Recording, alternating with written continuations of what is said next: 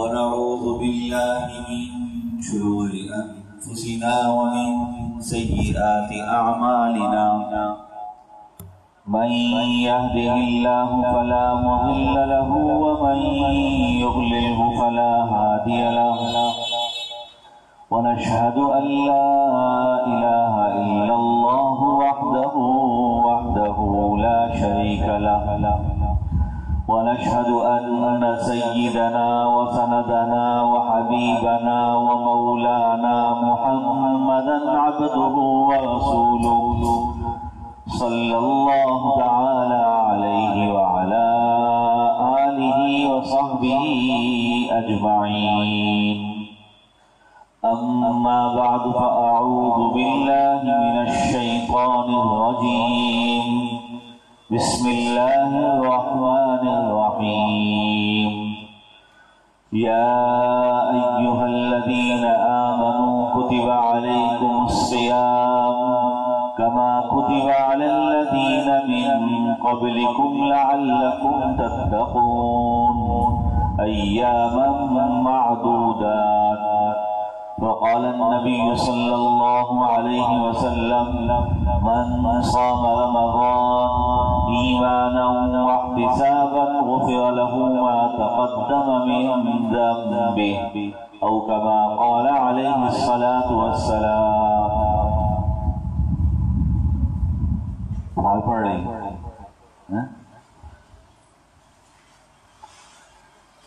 محترم حاضرین و معزز سامعین، قرآن مجید عام دنوں میں بھی مکمل ہو تو وہ وقت فضیلت کا وقت ہوتا ہے، اور رسول اللہ صلی اللہ تعالی علیہ وسلم کے اس امت پر جو بڑے بڑے احسانات ہیں ان میں ایک بہت بڑا احسان یہ ہے کہ آپ نے اپنی امت کو اللہ سے مانگنے کے کچھ اوقات بتائے ہیں. بولا فلاں وقت میں صاحب موڈ میں ہوتے ہیں، فلاں وقت میں صاحب بہت دیتے ہیں، فلاں وقت میں جاؤ تو کوئی درخواست ریجیکٹ نہیں ہوتی. یہ چیزیں عام طور پہ بھی بتائی جاتی ہیں. تو اللہ کے حبیب پیغمبر سرور کائنات سرکار دو عالم صلی اللہ تعالی علیہ وسلم نے امت پر ایک بہت بڑا احسان یہ فرمایا کہ اللہ کے متعلق یہ بتا دیا کہ اللہ رب کریم فلاں فلاں اوقات میں بہت زیادہ اپنے بندوں کی طرف توجہ فرماتے ہیں. ان میں ایک وقت قرآن مجید کے اختتام کا وقت. کسی نے بھی کلام مقدس پڑھا بلکہ بعض علماء نے اس حدیث کا ایک مطلب یہ بھی لیا ہے کہ جب بھی کوئی تلاوت کرے اس میں قرآن مجید کے مکمل ہونے کا بھی یقینی نہیں ہے، بلکہ کوئی بھی تلاوت کرے اور اپنی تلاوت کا اختتام جب بھی کوئی کرے گا تو وہ بھی اس تلاوت کے اختتام پر اللہ سے مانگے تو اللہ قبول فرمائیں گے اور قبولیت کی گھڑی ہوگی. اور جب قرآن مجید مکمل پڑھ لیا جائے تو اس میں تو پھر کسی قسم کا شک اور تردد رہتا ہی نہیں کہ وہ قبولیت کا وقت ہے. تو ظاہر ہے کہ اسی نسبت سے سب جمع ہوتے ہیں، جہاں پہ بھی تراویح سنائی جاتی ہے، مسجد میں ہو، گھر میں ہو، مختلف، اور اس بہانے کچھ دین کی باتیں سننے کا بھی موقع مل جاتا ہے، کچھ دعاؤں کی بھی توفیق ہو جاتی ہے. تو اس موقع سے متعلق جو میں نے قرآن مجید کی ایک آیت تلاوت کی ہے، عام طور پہ رمضان میں بلکہ اتنی مرتبہ اس کو سننے کا موقع ملتا ہے کہ بعض طبیعتیں تو کہتے ہیں کہ اکتا سی جاتی ہیں کہ یار شروع رمضان سے یہ آیت سن رہے ہیں کتب علیکم الصیام کتب علیکم الصیام کتب علیکم الصیام. لیکن حقیقت یہ ہے کہ اللہ رب العالمین کے کلام مقدس کی ایک ایک آیت ایسی ہے کہ اگر اس کو 1 2 10 20 نہیں لاکھوں مرتبہ بھی پڑھا جائے تو ہر مرتبہ اس کا ذائقہ اس کی لذت ہی الگ ہے. ہر مرتبہ اس کا ذائقہ اس کی لذت الگ ہے. اس آیت میں اللہ نے ایک تو روزوں کی فرضیت بتائی، فرمایا تم پر روزے فرض کر دیے، اور فرض کرنے کے بعد اللہ نے کچھ لالچ دیا ابھارنے کے لیے، سمجھانے کے لیے، کہا دیکھو اگر تم نے کام کر لیا نا تو تم بڑے اچھے بچے بن جاؤ گے۔ کوئی بیٹا، باپ اپنے بیٹے سے کہتا ہے نا، بیٹا تو یہ کام کر دے تو میرا بڑا چہیتا ہو جائے گا، بیٹا کمال کر دے گا اگر تم نے یہ کام کر دیا۔ اللہ رب کریم نے بالکل اسی انداز سے ارشاد فرمایا کتب علیکم الصیام، تم لوگوں پہ روزے فرض کیے گئے ہیں، اگر تم نے روزے رکھ لیے لعلکم تتقون تو تم نیک بن جاؤ گے۔ نیک بننے کا مطلب کیا ہے کہ اچھے بچے بن جاؤ گے، اللہ کے اچھے بندے بن جاؤ گے۔ اور اس کے بعد آپ دیکھیے کہ اطمینان کیسے دلائے، فرمایا ایام معدودات، یہ گنتی کے چند دن ہیں، بوڑھا ہے، جوان ہے، کاروبار میں ہے، گرمی کے روزے ہیں، سردی کے روزے، ہر ایک کو اطمینان دلانے کے لیے اللہ نے فرمایا دیکھو یہ گنتی کے چند دن ہیں۔ جبکہ آپ دیکھیے کہ عرف میں عام طور پہ جب کسی کام کو مہینہ لگنا ہوتا ہے تو اس کو دنوں کے ساتھ تعبیر نہیں کیا جاتا۔ رمضان ایک مہینے کا کام ہے نا، رمضان میں ایک مہینے روزے رکھنے ہیں، وہ مہینہ کبھی 29 دن کا ہوگا، کبھی 30 دن کا ہوگا، لیکن مہینہ تو مہینہ ہے۔ اور اللہ کو مہینہ ہی کہنا چاہیے تھا کہ بھائی دیکھو ایک ہی مہینے کی تو بات ہے، 12 مہینوں میں سے 11 کو تو میں نے تم کو چھوڑ دیا، 11 مہینوں میں تو کوئی روزے فرض نہیں کیے، ایک مہینے کی تو بات ہے۔ نہیں، اللہ نے یوں نہیں فرمایا، ہماری نفسیات کے مطابق اللہ نے مہینے کا لفظ استعمال کر کے نہیں کہا کہ ان لوگوں کو بھاری لگے گا۔ ایام معدودات، فرمایا چند دن ہے، گنتی کے چند دن ہیں، گنتی کے چند دن ہیں۔ اگر عقل کے سائے میں جا کے اگر اس کو دیکھا جائے تو ہم دنوں سے تعبیر نہیں کرتے، ایک مہینہ ہے پورا، لیکن رب کریم نے اس کو چند دنوں سے تعبیر کیا۔ اور چند دنوں سے تعبیر کرنے میں حقیقت دیکھ لیجیے اس کی، ایسا لگتا ہے کل ہی تو شروع ہوا تھا رمضان، آج 20 روزے ہوگا نہیں ہوگا، یہ چند دن اسی طرح تو پتہ چلتا ہے۔ 2 مہینے پہلے سے رمضان کے لیے رسول اللہ صلی اللہ علیہ وسلم کی دعائیں شروع ہو گئی کہ اللہ رجب اور شعبان میں برکت دیتے، رمضان میں پہنچا دے۔ 2 مہینے پہلے سے جس مہینے کے لیے شوق دلایا جا رہا، جستجو دلائی جاتی، وہ مہینہ کتنی تیزی سے گزر رہا ہے۔ پوری دنیا میں جتنے روزے رکھنے والے ہر ایک ہی کہتا ہے، بلکہ میں عرض کر دوں کہ 98-99% لوگ ایسے ہیں کہ جو بھول جاتے ہیں کہ آج کون سا روزہ ہے، روزے اتنی تیزی سے گزرتے ہیں، اتنی تیزی سے۔ یہ اس کے اندر وہ حکمت اللہ کی چھپی ہوئی ہے جس کو اللہ نے مہینہ نہیں کہا تھا، اللہ نے کہا تھا چند دن ہیں، ان کی قدر کر لینا، یہ چند دن کی بات ہے۔ ایام معدودہ، چند دن کی بات ہے یہ، اس وجہ سے پتہ ہی نہیں چلتا روزہ سے گزر جاتے ہیں۔ آج دوسرا عاشرہ گزر گیا، تیسرے عاشرے کے اندر ہم بیٹھے ہیں، مغفرت کا عاشرہ بھی گیا، اب تیسرے عاشرے کے اندر ہم بیٹھے ہیں۔ تو میرے محترم دوستوں اور بزرگوں، کتنی اللہ کی رحمتیں ہیں، کتنی عنایتیں ہیں، کتنی مہربانیاں ہیں اس کی ہم پر کہ اس نے ہم لوگوں کو کامیابی پہ لے جانے کے لیے، جنت میں لے جانے کے لیے کیسے بہانے، کیسے موقع، کیسے وقت فراہم کیے۔ سعودی عرب کے ایک عالم تھے، بستر مرگ پہ تھے وہ، اور انہوں نے ایک حدیث بیان کیا۔ اس حدیث کو بعض دوستوں نے ریکارڈ کر لیا، میں نے وہ ریکارڈنگ سنی ان کی۔ اس کے بعد چند گھنٹے کے بعد ہی ان کا انتقال ہو گیا، چند گھنٹے کے بعد ان کا انتقال ہو گیا، اور بہت درد سے انہوں نے ایک حدیث بیان کی۔ چونکہ رمضان کا بالکل آخری دن شروع ہو گئے اور بہت تھوڑے سے دن، ہر مسلمان کی جستجو ہے کہ یار میں کچھ ایسا کر لوں کہ رمضان میرا مقبول ہو جائے، اللہ کے ہاں اس رمضان میں کچھ خاص مل جائے، کچھ اچھا مل جائے۔ ہر آدمی کی جستجو ہے، ہر مسلمان کی جستجو اور ہونی بھی چاہیے۔ ابھی الحمدللہ میں 2-3 روز پہلے حرمین شریفین سے آیا۔ جستجو تو دیکھنی ہے تو پھر وہی دیکھنے کو ملتی ہے، آخر ہے وہاں پہ جستجو کا جو نام ہے نا، ہمارا جذبہ، ہمارا شوق، ہمارا جذبہ، ہمارا شوق کیا ہوتا ہے، یار کتنے بجے ہے آج کا روزہ، بس جلدی کہاں، اچھا 1 گھنٹہ ہے چلو سو جاؤں تھوڑا سا، آدھا گھنٹہ یہ کام کر لوں گزر جائے گا، ٹائم پاس ہو جائے گا، اچھا یہ کام کر کے آ جاتا ہوں، اس میں تو امید ہے ٹائم پاس ہو ہی جائے گا۔ ہماری جستجو جذبہ تو ایسا ہے۔ وہاں حیران کی ہوتی تھی کہ عصر کی نماز میں لوگ آئے ہیں، اور عصر کی نماز میں 1 گھنٹہ پہلے کم از کم آنا پڑتا ہے، کیونکہ آج کل جو حالات ہیں وہاں رش اتنا ہے کہ نماز سے 1 گھنٹہ پہلے ہر دروازے کے اوپر LCD لگا دی انہوں نے، اس پہ لکھا ہوا آ جاتا ہے کہ الحرم ممتلک، عربی میں لکھا ہوا ہوتا ہے الحرم ممتلک، حرم بھر چکا ہے، اندر جگہ نہیں ہے، 1 گھنٹہ پہلے۔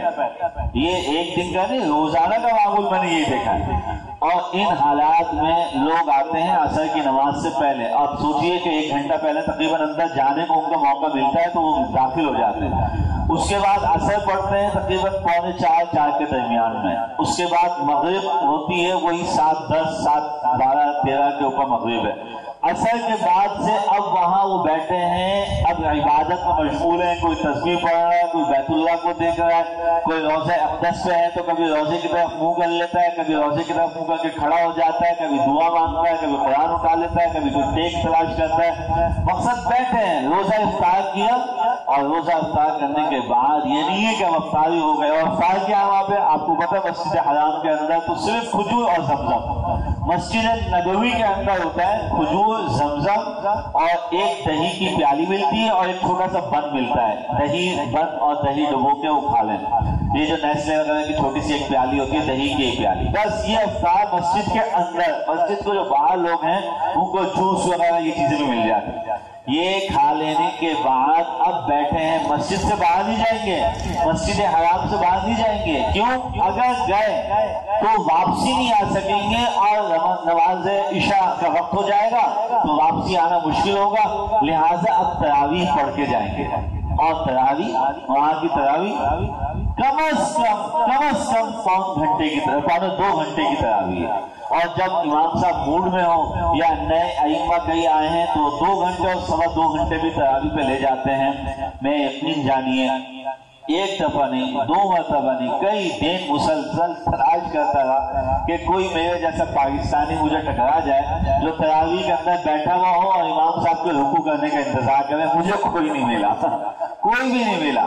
جب امام صاحب کھڑے ہوتے تھے سارے کھڑے ہو جاتے تھے، شبی کھڑا ہونا پڑ جاتا تھا ہمیں بھی، اتنے تھک گئے، طواف کیا، بیت اللہ کا روزہ رکھا ہوا تھا، روزہ افطار کیا، ابھی کچھ کھایا پیا نہیں ہے، لیکن اللہ رب کریم کی عنایتیں، وہاں اللہ کی رحمتیں برس رہی ہوتی ہیں، اور ایسی رحمتیں، ایسا جوش اور جذبہ ہوتا ہے کہ ہر آدمی لگا ہوا ہے۔ اور رسول اللہ صلی اللہ تعالیٰ علیہ وسلم کی جو دعائیں اپنی امت کے لیے تھیں، ان دعاؤں کا حقیقی منظر وہاں پہ نظر آتا ہے، حقیقی منظر نظر آتا ہے کہ لوگ نیکی کے لیے کیسے کیسے بہانے تلاش کر رہے ہیں۔ بہت سے دوستوں کو دیکھا، پاکستانی بھی اس میں شامل تھے، کہ چھوٹے چھوٹے بچے ساتھ گئے ہیں تو اور نیکی سمجھ میں نہیں آ رہی، کیا کیا کہ جہاں طواف ہوتا ہے وہاں ایسے چھوٹے چھوٹے بچوں کو ٹیشو پیپر کے 2 ڈبے پکڑوا کے کھڑا کر دیا، بچہ ایسے لے کے کھڑا ہوا ہے کہ اب لوگوں کو بہت گرمی، شدید گرمی پڑ رہی ہے تو پسینہ، اب وہ بچوں سے لوگ ٹیشو لے کے پسینہ صاف کر رہے ہیں۔ یہ نیکیاں لوگ وہاں جو ہے نا اٹھانے کی کوشش میں لگے ہوئے ہیں۔ اور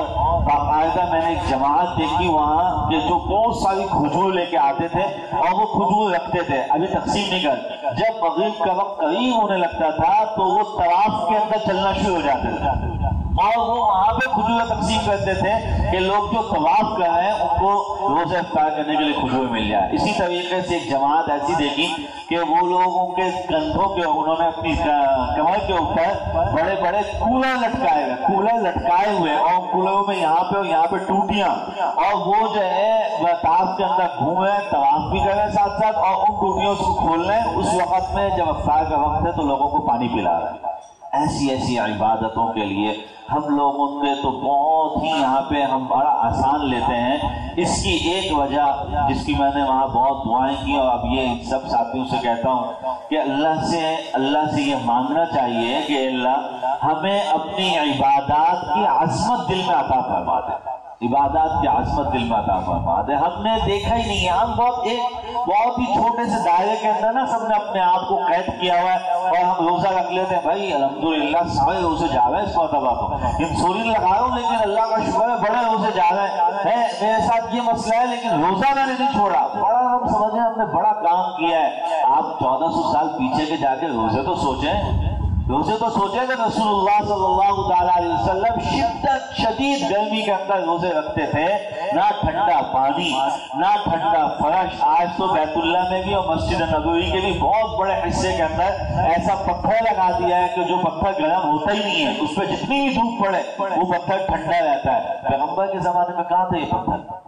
پیغمبر کے زمانے میں اس پتھر کا تصور نہیں تھا۔ یہ تپتی ہوئی زمین اور تپتی ہوئی پہاڑیں، اس پر رسول اللہ علیہ السلام بیت اللہ کی عبادت بھی فرماتے تھے۔ اللہ کے حبیب و غار حرا کے اندر عبادت میں بھی لگے ہوتے تھے۔ جب مسجد نبوی گئے تو وہاں پہ بھی سب سسٹم یہی چل رہے تھے۔ اس کے لیے بھی اللہ نے فرمایا چند دن کی عبادت ہے، چند دن کی عبادت۔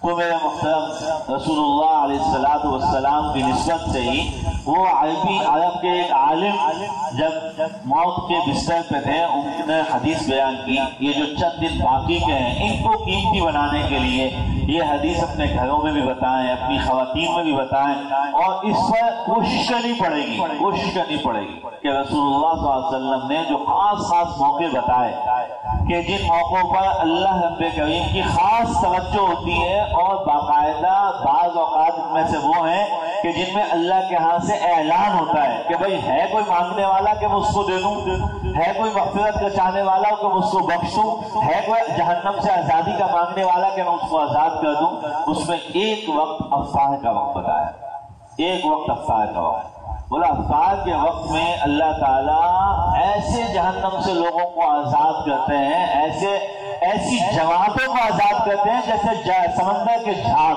اتنی بڑی بڑی جماعتوں کو اللہ جہنم سے آزادی فرماتے ہیں۔ اور ہم اس وقت میں کیا کر رہے ہوتے ہیں؟ یا یہ آج کا تربوز جو ہے نا سفید لگا ہے، یہ پکوڑے جو ہے نا بہت جلدی تم نے پکا دیے، یہ ٹھنڈے معلوم ہو رہے ہیں، ان کو ڈھک کے تو رکھو، یہ سموسے خراب ہو جائیں گے، ان کو ٹھنڈا کیا پنکھا بند کر دے۔ اب ان چکروں میں لگے ہوئے ہوتے ہیں۔ میرے محترم دوستوں بزرگوں، چند دن رہ گئے، یقین جانیے یہ ان کی کوئی حیثیت نہیں ہے۔ پکوڑے، سموسے، دہی بڑے، ہم نے کہاں اپنے آپ کو پھنسا لیا ہے؟ اپنی خواتین کو ہم نے کن کاموں میں مصروف کر دیا ہے؟ خواتین سے گزارش کیجیے، جہاں آپ کا حکم چلتا ہے، آج کل تو حکم بہت بھی چلتا ہے نا، اس لیے کہہ رہا ہوں خواتین سے گزارش کیجیے، اور جن لوگوں کے حکم چلتے ہیں وہ حکم دیں کہ کم از کم 15 سے 20 منٹ پہلے افطار سے پہلے دسترخوان پہ آ کے بیٹھ جاؤ۔ حدیث کے اندر الفاظ کیا ہے؟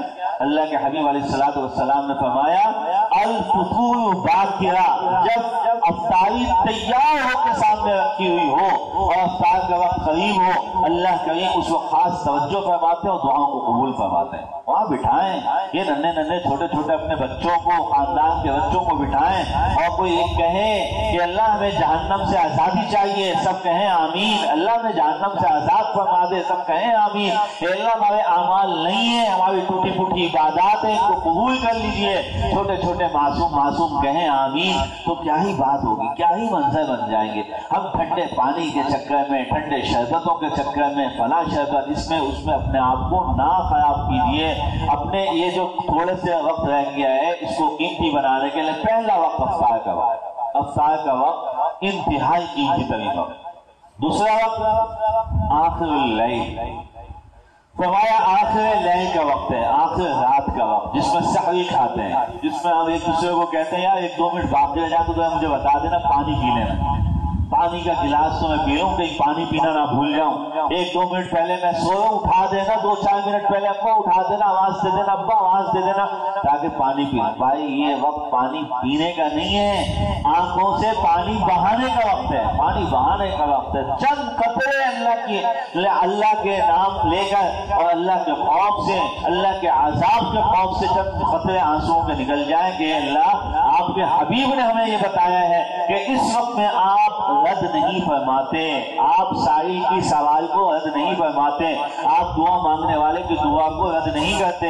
یا اللہ ہم بھی ایک سائل ہیں، آپ کے محبوب پیغمبر کی امت کا ایک فقیر آپ کے سامنے بیٹھا ہے، آپ کے محبوب پیغمبر کی امت کا ایک مسکین اور ایک سائل بن کے آپ کے سامنے حاضر ہے، ہمارے سوال کو بھی آپ رد نہیں کیجیے گا، قبول فرما لیجیے، مانگیے اور سب کے لیے مانگیے، کوشش کیجیے کہ سحری کو 5-10 منٹ پہلے ختم کیجیے، सहरी 5-10 मिनट पहले खत्म करके अल्लाह के हुजूर हाजिर होकर बैठ जाएं। मेरे मुहतरम दोस्तों बुजुर्गों, ये घड़ियां बार बार नहीं आई, ये बार बार नहीं मिलेंगी। अल्लाह के पैगम्बर अलैहिस्सलातु वस्सलाम के मुताल्लिक कितने मुहद्दिसीन ने लिखा है कि पैगम्बर कायनात का रबीउल अव्वल में वफात का असल अल्लाह के यहाँ जो हिकमतें समझ में आती हैं, उसमें एक हिकमत ये समझ में आती है कि पैगम्बर कायनात रमजान के आसपास नहीं वफात हुई कि आपको गम और सदमा ना हो कि रमजान मुझे नहीं मिला और मैं रमजान से पहले चला गया।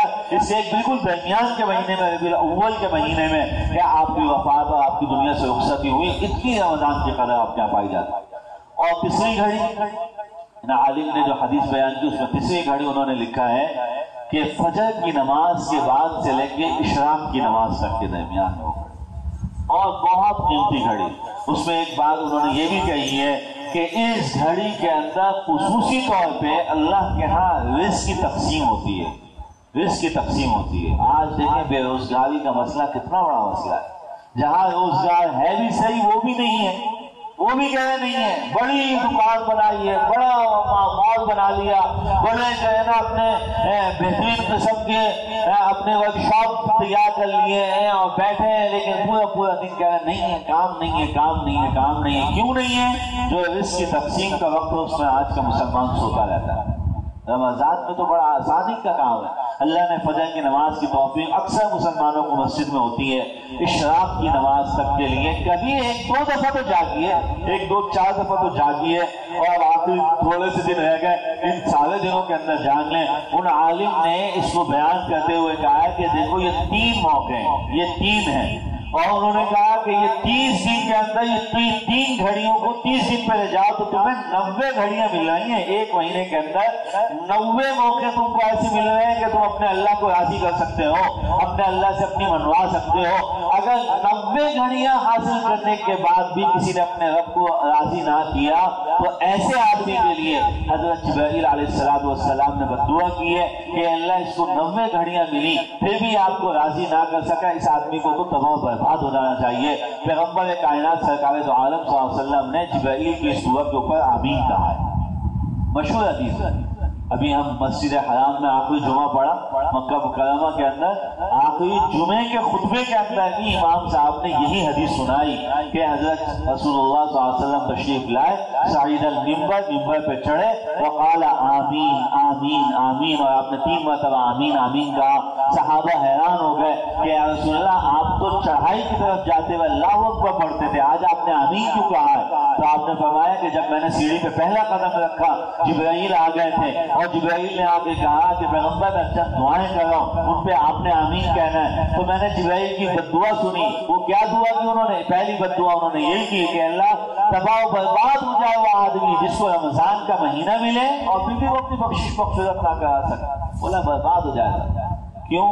ऐसे कीमती मौके उसको मिल रहे हैं, कामयाबी की घड़ियां उसको ऐसी दी हैं, एक रात लैलतुल क़द्र की रात फिर भी नहीं, बोला तबाह बर्बाद हो जाए। पैगम्बर कायनात आप सोचिए रहमतुल लिल आलमीन है, वो कह रहे आमीन, हाँ अल्लाह ऐसे आदमी को बर्बाद हो जाना चाहिए।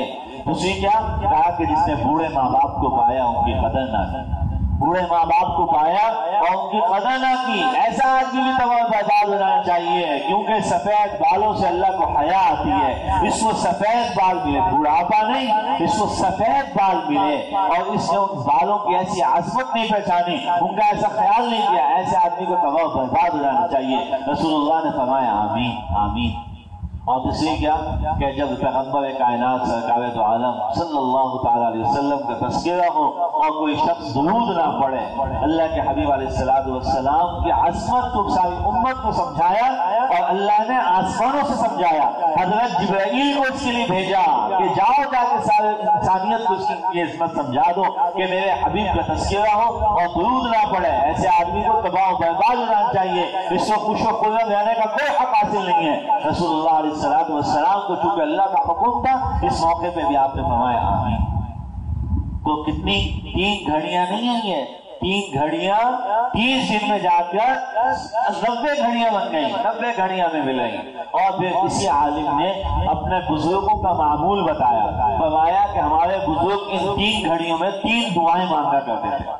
इन 3 घड़ियों में 3 دعائیں مانگا کرتے تھے، ان 3 دعاؤں کی طرف بھی توجہ کر لو۔ اور انہوں نے پھر اس کے بعد یہ بھی کہا کہ اور بھی اس کے علاوہ سجدے کیا کرو اللہ کے سامنے، اور سجدوں کے اندر ان 3 دعاؤں کو مانگا کرو۔ پہلی دعا کہ اللہ میرا خاتمہ ایمان پہ ہو جائے، خاتمہ ایمان پہ ہو جائے۔ بڑے بڑے کاموں میں لگے ہوئے، بڑی بڑی جستجوؤں میں لگے ہیں، زکوٰۃ اتنی دیتا ہوں جی، خیرات اتنی کرتا ہوں جی، نوافل کا یہ معمول ہے جی، تہجد میری کبھی فوت نہیں ہوتی، الحمدللہ تبلیغ میں اتنا وقت لگایا۔ ہمارا خاتمے کا اعتبار ہے، اصل میں موت کس حال میں آئے گی، موت کس حال میں آئے گی۔ اور کوئی کہے کہ یار یہ کیسی عجیب سی بات ہے موت، ارے مسلمان ہیں انشاءاللہ مسلمانی کی حالت میں مریں گے۔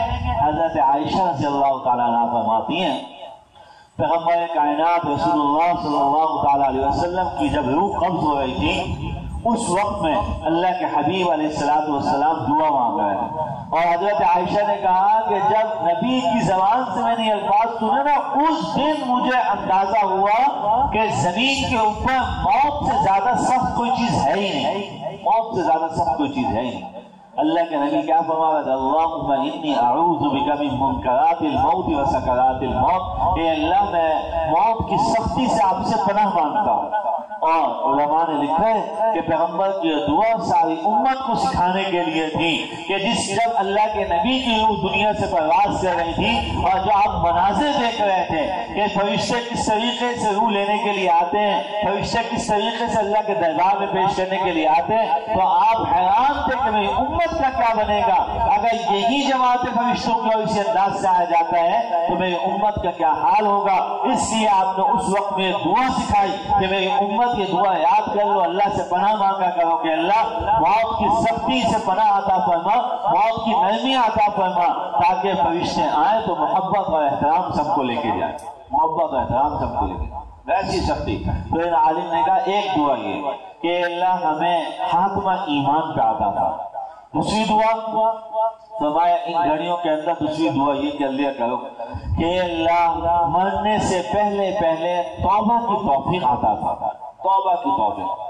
ہو سکتا ہے حالت ایمان پہ تو مر جائے، لیکن گناہوں کا ایک بڑا جو ہے گٹھر اٹھا کے اور بڑی گٹھری اٹھا کے لاد کے جو ہے وہ گناہوں کے اللہ کے سامنے حاضر ہوگی تو کیا حاضر ہوگی؟ اللہ گناہوں سے بچا لے۔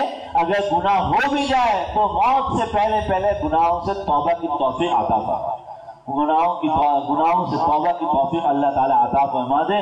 یہ دوسری دعا، اس کا بہت اہتمام کرنا چاہیے۔ اور تیسری دعا کہ اللہ قیامت کے دن کی رسوائی سے، مجھے تھوڑا سا اس کا تردد ہو رہا ہے کہ یا تو یہ ہے کہ اللہ قیامت کی رسوائی سے، قیامت کے دن ہر قسم کی رسوائی سے محفوظ فرمانا، اور یا پھر یہ تھا کہ اے اللہ دنیا اور آخرت کی بھلائیاں عطا فرما دے، جو ربنا آتنا فی الدنیا حسنہ وفی الآخرۃ حسنہ وقنا عذاب النار کا جو حاصل ہے کہ دنیا بھی اچھی عطا فرمانا، آخرت بھی بہت اچھی عطا فرمانا، اس میں تھوڑا سا تردد ہے۔ ان دو دعاؤں میں سے کوئی دعا انہوں نے ارشاد فرمائی۔ میرے محترم اس کے چند گھنٹے کے بعد ہی ان عالم کا انتقال ہو گیا۔ کیسی زبردست ان کو توبہ کی توفیق ملی ہوگی، کیسا خاتمہ ان کا ایمان پہ ہوگا کہ مرتے مرتے بھی رسول اللہ علیہ السلام کے حدیث کو بیان فرماتے ہوئے موت آ رہی ہے۔ تو یہ جو رمضان کی چند گھڑیاں باقی ہیں، آج میں پچھلے رمضان میں کتنے لوگ تھے جو ہمارے ساتھ تھے، آج وہ لوگ نہیں، کسی کی والدہ نہیں ہے، کسی کے والد نہیں ہے، کسی کے بھائی نہیں ہے، کسی کے جوان لوگ نہیں ہیں، کسی کا بیٹا نہیں ہے۔ پچھلے رمضان میں تھے اور بہت خوش و خرم تھے۔ پچھلے رمضان میں مجھے یہاں شمسی سوسائٹی لانے والے ایک بھائی تھے، بھائی عبداللہ صاحب اس سال کے، کیسے جوان آدمی، بہترین آدمی، اور ایسے میرے پروگراموں کے لیے انتظامات کرتے تھے، وہ لمحے فون کر رہے ہیں، حضرت اس وقت میں لے لوں، اس وقت میں کر لوں، یوں کر لوں، ایسے کر لوں۔ آج اس رمضان میں نہیں، کتنے لوگ ہیں، کتنے چاہنے والے، کتنی محبتوں والے۔ میرے محترم دوستوں بزرگوں، اگلے کچھ رمضان ایسے بھی ہیں جس میں لوگ ہمیں بھی یاد کریں گے، ہم میں سے بھی کوئی نہیں ہوگا۔ کاش رب کریم ہمارے لیے ہمارے اسی رمضان کو مغفرت کا ذریعہ بنا دیں۔ اللہ تعالیٰ ہماری اسی رمضان میں بخشش فرما دے۔ بڑا ہی احمق ہے وہ آدمی جو یہ سوچے کہ یار ابھی تو جوان ہوں پہ مانگ لوں گا، ابھی تو بڑا موقع ہے پھر توبہ کر لوں گا۔ نہیں، اللہ کریم اپنے کرم سے اپنے فضل سے ہمیں ابھی اور آج ہی اور اسی رات میں ہی اللہ کریم ہم سب کی مغفرت فرما دے، ہم سب کے سارے گناہوں کو معاف فرما دے، اور گناہوں سے توبہ کے لیے علماء نے لکھا ہے کہ عزم کرے کہ آئندہ نہیں کرنا۔ پھر ہوگا، گناہ ہوں گے۔ اللہ کے حبیب علیہ السلام کے حدیث ہے، فرمایا کہ اللہ کو توبہ کرنے والے پسند ہیں۔ اس کا لازمی نتیجہ یہ ہے کہ بھائی گناہ ہوگا تو توبہ ہوگی، لہٰذا لیکن جب توبہ کرنے بیٹھے تو پکے دل سے سچے دل سے اللہ کے سامنے توبہ کہ اللہ ہمیں معاف فرما دے، اللہ ہمیں معاف فرما دے۔ اور یہ جو میں نے حدیث بیان کی ہے، کوشش کی جائے اپنے گھروں کے اندر، کوشش کی جائے، بھائی بہانے تلاش کرنے چاہیے، اور اس کے لیے میں جو عرض کر رہا ہوں نا کہ اللہ ہمیں اپنے عبادات کی عظمت عطا فرما۔ عبادات کی اگر عظمت نہ ہو نا دل میں، بیت اللہ کے میں سامنے کھڑا تھا، عمرہ کر کے فارغ ہوا، بیت اللہ کو دیکھ رہا تھا، اوپر والی منزل پہ کھڑا تھا، ایک صاحب میرے ساتھ کھڑے تھے، تو میرے دل میں ایسی ایک خیال آیا، تو اس کو ان سے بات کرنے کے پہلے میں نے ان سے پوچھا کہ آپ اردو جانتے ہیں؟ کہنے لگے ہاں۔ ہندوستان کے رہنے والے تھے۔ وہ طواف جو ہے نا، پورا مطاف، وہ جو بیت اللہ کا جو ارد گرد کا علاقہ ہے نا، نیچے کا سیڑھی سے اتر کے وہ مکمل بھرا ہوا تھا، کھچا کھچ، رات کا 1-1:30 کا وقت تھا۔ تو میں نے ان سے ایسی اپنے دل کا غبار کہتے ہیں، اپنے دل کے ببولے نکالنے کے لیے ان سے کچھ ایسی باتیں کرنے کے لیے میں نے ان سے بات شروع کی۔ میں نے کہا دیکھو، یہ لگتا ہے کہ اللہ ان لوگوں کو بھی نہیں معاف کرے گا کیا؟ اللہ ان کو نہیں معاف کرے گا تو کس کو معاف کرے گا؟ یہ اتنی بھیڑ کے اندر، اتنے رش کے اندر، اتنی گرمی کے اندر لوگ جو ہے وہ کھچا بالکل دھکم پیل کے ساتھ طواف کر رہے ہیں، یہ تو صرف اللہ کے لیے اپنے آپ کو پیس رہے ہیں نا، اور کس کے لیے؟ یہ بات میں ان سے کہہ رہا تھا، ایسی بات سے بھی بات ہوئی۔ تو کہنے لگے، میں نے پوچھا آپ کہاں کے ہیں، کب سے کب آئے؟ کہنے لگے میں 12 سال سے یہاں ہوں، 12 سال سے 12 سال سے یہاں رہتا ہوں۔ اور اس کے بعد خود بتایا، کہنے لگے لیکن ابھی تک حج کا ٹائم نہیں ملا، ابھی تک ہم کو حج کا ٹائم نہیں ملا۔ آپ ذرا سوچئے، تصور کیجئے اس کو عرض کرو، ان واقعات کو سننے اور دیکھنے ایسے کئی لوگوں سے میرے عجیب عجیب واسطے پڑے، کیونکہ ایک جستجو سی رہتی ہے، اللہ کے فضل و کرم سے عربی بھی جانتا ہوں، تو بہت سے عربوں سے ملاقات ہوتی ہے، ان سے گپ شپ ہو جاتی ہے، راستے چلتے گاڑی کے ڈرائیوروں سے گپ شپ شروع کر دیتا ہوں، وہاں کے حالات، وہاں کے لوگوں کے ذہن، ان کی سوچیں، یہ پڑھنے کی کوشش، تو ایسے کئی واقعات سے ٹکراؤ پڑتا ہے۔ کہنے لگے 12 سال سے میں یہاں ہوں اور ابھی تک ہم کو حج کا ٹائم نہیں ملا، حج کا ٹائم نہیں ملا۔ خود کہنے لگے، اس کے بعد خود ان کا اگلا جملہ یہ تھا، کہنے لگے آج بڑا دل گھبرا رہا تھا ہمارا، تو آج ہم آئے اپنی دکان بند کر کے، ہماری اپنی دکان ہے، بقالہ کہتے ہیں، وہ بقالہ کہتے ہیں جنرل اسٹور کو، کہتے ہیں ہمارا اپنا بقالہ ہے، ہم جنرل اسٹور اپنا بند کر کے آج ہم نے کہا بند کرو یار، کب تک کماتے رہیں گے؟ تو آج ہم آئے ہیں، ہم نے 19واں عمرہ کیا ہے، 19واں عمرہ۔ جو لوگ وہاں گئے ہیں ان کو معلوم ہے، ان کو اندازہ ہے، 19واں عمرہ، 12 سال کے اندر وہ آدمی گنتی کر رہے ہیں کہ آج 1 عمرہ، 2 عمرہ، 3 عمرہ، 19واں عمرہ اس نے 12 سال کے اندر کیا ہے۔ جب دل کے اندر عظمت نہ ہو نا عبادت کی، تو بیت اللہ کا سایہ بھی نصیب ہو تو حج کی توفیق نہیں ملتی۔ اللہ سے مانگنا چاہیے، اللہ ہمیں عظمت عطا فرما، عبادات کی عظمت عطا فرما۔ وہ بیت اللہ اس کو ملا ہے، ہم سوچ رہے ہیں یار کیسا آدمی ہوگا وہ، 12 سال سے وہاں رہتا ہے۔ ہمیں بھی تو بیت اللہ کی ایک دیوار ملتی ہے نا، ہر گھر کو ملتی ہے کہ نہیں ملتی؟ ہر گھر کے اندر قبلہ ہوتا ہے، ہر گھر کے اندر قبلہ ہوتا ہے، ہر جگہ پہ قبلہ ہوتا ہے، جہاں اینما تولوا فثم وجہ اللہ، اللہ نے کہا جہاں منہ کر لو اللہ تمہارے سامنے ہے، تم اللہ کو پاؤ گے۔ ہمیں بھی تو قبلے کی دیوار ملتی ہے، لیکن یہ دیوار ہم سے بھی تو شکوا کرتی ہے۔ تیرے گھر کے اندر تجھے قالین میسر ہے، تجھے ایئر کنڈیشن میسر، تجھے پنکھا میسر، تجھے سہولت میسر، گرمی کے اندر ٹھنڈا پانی اور سردی کے اندر گرم پانی کی سہولت میسر، لیکن یہ قبلے کی دیوار ہمارے لیے بھی تو ترستی ہے کہ کہاں ہے نماز پڑھنے والا۔ مسجدیں نہیں ترستی، مسجد کے در و دیوار ہم لوگوں کو بھی تو ترستے ہیں۔ جیسے ہم یہ سوچیں کہ اب 12 سال سے ایک آدمی مکہ میں رہتا ہے اور بولتا حج کا ٹائم نہیں ملا، تو میں بھی تو سوچوں کہ راشد تو بھی تو 30-40 سال سے اس اس دنیا میں رہتا ہے تجھے نماز کا ٹائم نہیں ملتا، تو اپنے رب کی اتنی بڑی بڑی نعمتوں کے اندر رہتا ہے، اتنی راحتوں میں رہتا ہے، تیری نماز کہاں ہے، تیرا روزہ کہاں ہے، تیری عبادت کہاں ہے؟ تو نے 50 سال کی زندگی گزار لی، تیرا کبھی اعتکاف بھی ہوا کہ نہیں ہوا؟ تو 40 سال کا ہو گیا، کبھی اللہ کے نام پہ 3 دن کے لیے بھی تو مسجد میں جا کے بیٹھا کہ میں اللہ تیرے در پہ آ کے پڑھ گیا ہوں؟ کبھی تو نے سنت اعتکاف کیا؟ پیغمبر کائنات سرکار دو عالم صلی اللہ تعالی علیہ وسلم سفر ہو کہ حضر ہو سنت اعتکاف کا اہتمام فرماتے تھے، اس لیے اس کو علماء نے لکھا ہے سنت موقدہ، اگر زندگی میں ایک دفعہ نہ کیا تو گناہگار ہوگا اعتکاف۔ لیکن آج ہم کیا بس بڑی گرمی ہے، اعتکاف نہیں کر سکتے، اعتکاف نہیں بھائی مسجد بولے بھائی وہ ایسے محلے میں رہتا ہے کہ چاروں اس کے گھر کے چاروں جہتوں پہ مسجد تھی، تو پھر کہے گا کیا جائے گا نہیں جائے گا؟ پھر 4 مسجدوں کو درمیان میں رہتا ہے پھر بھی اعتکاف نہیں کیا کبھی بھی ہے؟ ایسے ہی وہ بیت اللہ کے قریب رہنے والا آدمی، اور اس کے بعد کی بات بھی، یہ سارے تبصرے تو میں یہاں بیٹھ کے آپ سے کہہ رہا ہوں نا، اس کے بعد کی بات اسی بیت اللہ کے سامنے کھڑے ہو کر اس شخص نے مجھے خود یہ بات کہی، کہنے لگا بھائی صاحب یہ جو گھر ہے نا، ایسے بیت اللہ کی طرف اشارہ کیا، بولا یہ جو گھر ہے نا، اس گھر کا جو مالک ہے وہ جس کو توفیق دیتا ہے نا وہ یہاں آتا ہے، بھائی ہر کسی کے بس کی بات نہیں ہے یہاں، ہر کسی کے بس، خود یہ اس آدمی نے یہ بات مجھ سے کہی جس کو 12 سال میں وہاں حج کی توفیق نہیں ملی، حج کا موقع نہیں ملا۔ اللہ کریم ہمیں عظمت عبادت عطا کر۔ ادھر سے میری یہ دعا شروع ہو گئی، وہاں سے میری یہ دعا شروع ہو گئی، اے اللہ مجھے نماز کی عظمت عطا فرما دے، اے اللہ مجھے کسی کو افطار کرانے کی عظمت عطا فرما دے۔